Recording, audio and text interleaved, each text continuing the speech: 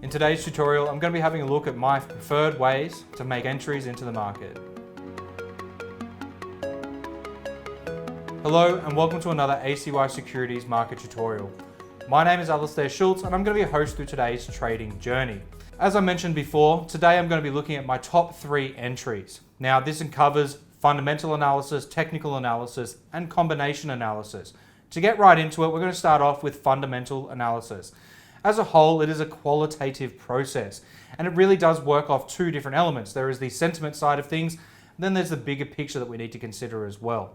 It really does rely on you being able to examine the factors and forming an opinion about what is actually going on the global spectrum. Now, the data really does come from only a few different sources. We're looking at macroeconomic, industry-specific, public opinion, and of course, economic opinion. All of these in combination together will enable you to be able to look at different markets in different lights. So this might incorporate looking at stocks, futures, options, commodities, FX, and anything else that you might find along the way. Now, when we think about these things, they are, like I said before, the big picture or the short term. The short term really looks at more the sentiment or the emotion of the market, how people are feeling and behaving about particular products at that given time, regardless of whether that is a toy or if it is a stock or even if it is something that is going on a political scale. The bigger picture is really looking at things from a much longer perspective, but it does encompass a hell of a lot more.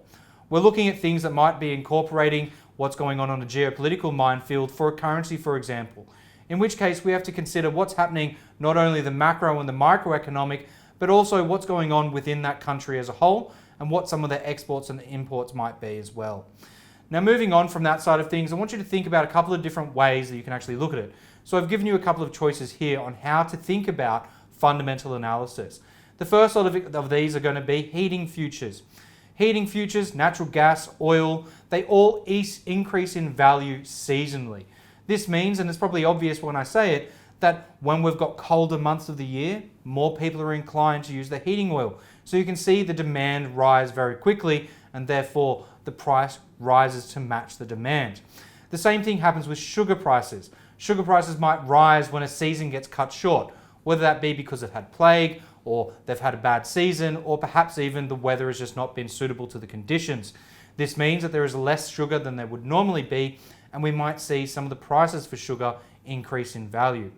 The other one that we can look at that's been an example this year has been crude oil. Crude oil prices will fall if production is increased. And if those numbers are really high, then we can see events like we saw earlier in 2020, where we saw a price drop to negative $37 a barrel, indicating that due to the pandemic and also a case of there not being any transport and travel and some of these other factors that are at bay are enabling it to drop the price so low because no one actually wants to buy it. So that's some of the ways that we need to think about things. When it comes to currencies, we might, instead of looking at what's happening on that same fundamental scale, we might look at what's happening from central bank action. We might look at how rates or monetary policy is being modified. And those sort of things are all the more important to look at, particularly when you think about how many opportunities in a month you might get. On the major trading 7 pairs that you would anticipate, you would generally see that central bank action will offer at least once or twice a week, sometimes twice a day, giving us a number of opportunities throughout the month to try and forecast what might happen in the future. Now, looking at things a little bit differently, we have the technical entries. Generally speaking, you will see that they are limited in data. They are lagging information and they generally rely on your ability as individuals to interpret price itself. Now, whilst we might look at technical entries as being something that are related to price and time only, it's not the only matter that you can have into it. And the issue that comes with this, when it is on this side of things, is that everyone has a different personality. And therefore, the way one trader interprets the charts might be different to the person sitting next to him.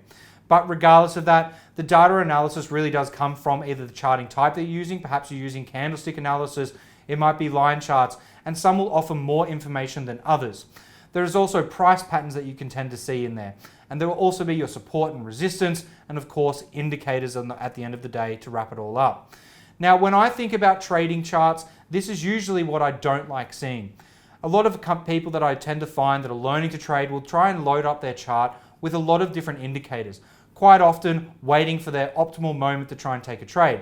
And in some instances, that might mean they have 3, 4, 5, or maybe even 10 different indicators on there at once, which means they actually get less entries than they would like. And the reason behind this is that you might find that 3 of 5 entry or 3 of 5 indicators might signal for a buy position, but then by the time all 5 line up, because they are a lagging indicator, you don't get the accurate information for the exact moment in time that you need it. You really should have taken the trade when 3 of the 5 lined up, not when 5 of 5 have lined up, when price actually turns around and goes the other direction. It's also not something that you tend to see professionals using.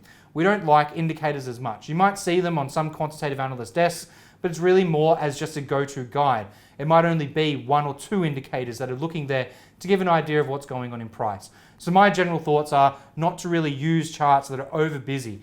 It does also give you an issue with too much information, and you end up with a situation that you call information overload, where there are so many impacting prices or indicators that are going on that just don't measure up with one another. It ends up leaving you with a bit of a muddled position, or perhaps just unknowing idea of where things are going. So what I recommend to do is to actually start naked. And I don't mean it literally, though if you do want to do that, then by all means. But regardless of the fact that I'm looking at here, when I say trading naked or starting naked, I mean use a chart that doesn't have anything on it but price. The advantage of this is that you start to learn things about candlestick analysis. You can look at those individual patterns and then move on from there into a grander spectrum of things where you might see more than a grouping of candles that indicate a pattern together. It also enables you to look at your supports and resistance points, and also, of course, your swing high and swing lows, which will help you read a chart much better in the long term than any indicator is going to do in the short term.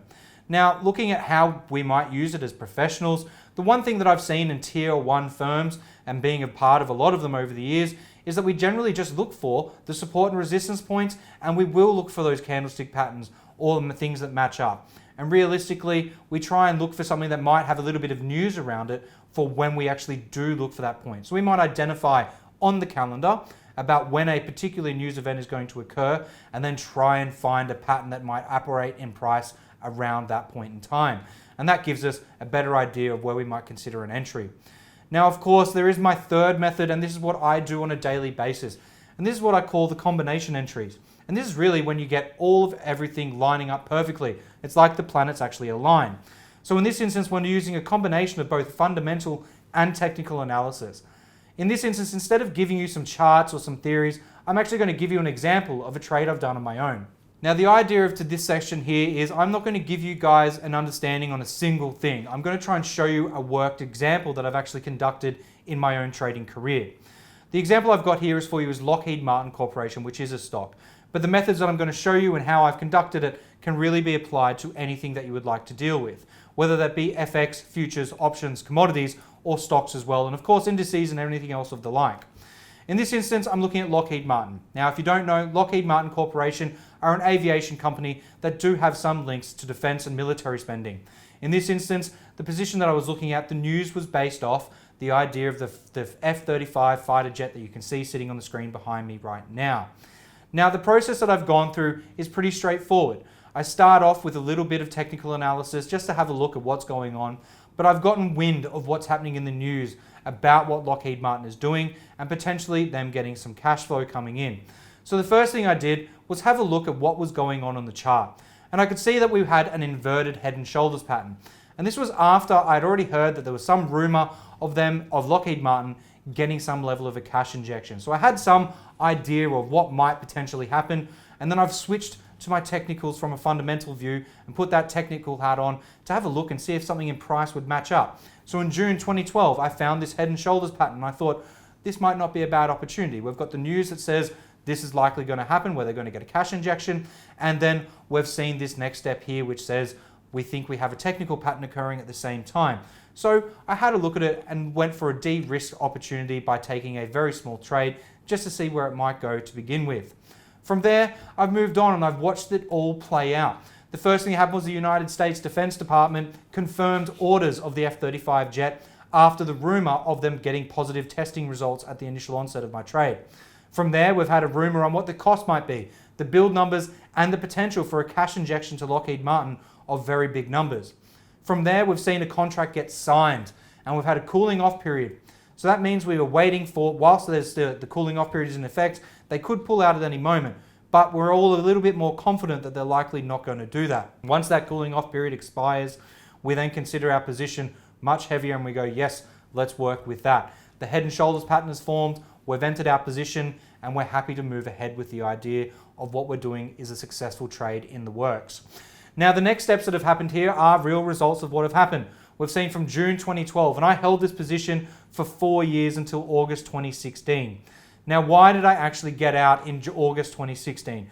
The reason being was the project wasn't going as planned. They were over budget, they hadn't committed enough planes that were going through or manufactured enough to be delivered, so therefore we were seeing this likelihood of the second part of that contract, which was another cash injection to be fulfilled, was unlikely to happen. In fact, the whole reason I got out in this scenario was purely because I saw a little bit of a double top pattern occurring in price, which you should be able to see right at the very start of that August 26 box that I've got there for you. And in addition to that, we had a withdrawal on the total manufactured planes by the US military that they were ordering. So that caused another problem for us to have a look at. Now, regardless of that, this is how you should be thinking about things. You go through the process of looking for a chart that you might like. You consider what some of the fundamental news might be. Form an opinion about it. Then go and have a look in price again. See if you can find a pattern forming around that same idea on news and that opinion when it comes out. And then look for an opportunity to combine it all together to place a successful trade. Now, hopefully from today's tutorial, you will have been able to grab a handful of ideas that might be able to help you in your own trading journeys. Of course, if you're new to trading, then please feel free to open a demo account with us here at ACY, and you'll be able to put some of these ideas into practice. And of course, if you are already trading, then hopefully you'll be able to have a look at some of the ways that you might be trading and incorporate one or two of these into your own trading methodologies. Now, if you do have any questions from today, please feel free to shoot me an email at talktoal@acy.com. And of course, don't forget to like and subscribe this video so you can get more great content from me and ACY Securities in the future. Have a great trading day ahead.